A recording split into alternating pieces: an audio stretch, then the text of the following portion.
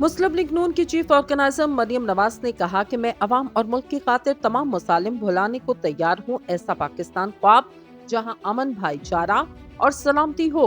कसूर में जलसे से खिताब करते हुए मरियम नवाज का कहना था, सर्वे कह रहा नून लीग ने मकबूलियत के तमाम जमातों को पीछे छोड़ दिया। हर सर्वे ने मुखालफिन के झूठे वादों के परखच्चे उड़ा के रख दिए। अवाम दीवाना वार नवाज शरीफ की तरफ दौड़े चले आ रहे। नवाज शरीफ के खिलाफ इंतकाम की हर लाइन क्रॉस की गई।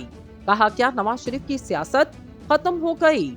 आज सियासत नवाज शरीफ से शुरू हुई और नवाज शरीफ पर खत्म हो रही। मरियम नवाज का कहना कि लोग कहते मरियम नवाज की तकरीर शुरू भी नवाज शरीफ से होती और खत्म भी।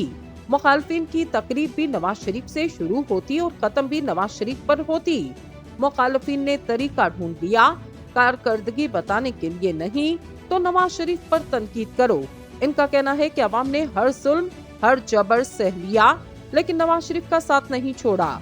इस जलसे को गवाह बनाकर कहती, आप और इस मुल्क की खातिर तमाम मुसालिम भुलाने को तैयार हूँ। सबको दावत देती, जलाओ घेराव बंद किया जाए। पीटीआई के वर्कर्स को कहती, नफरत की सियासत को हमेशा के लिए दफन कर दो।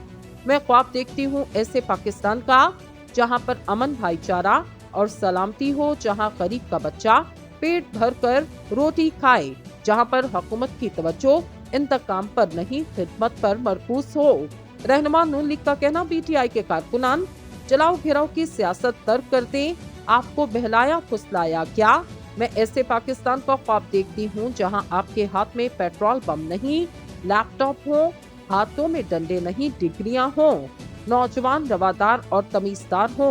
हमारा नौजवान खुद मुख्तार हो। नौजवान को बेहतरीन स्कूल और यूनिवर्सिटीज मुहैया की जाएं।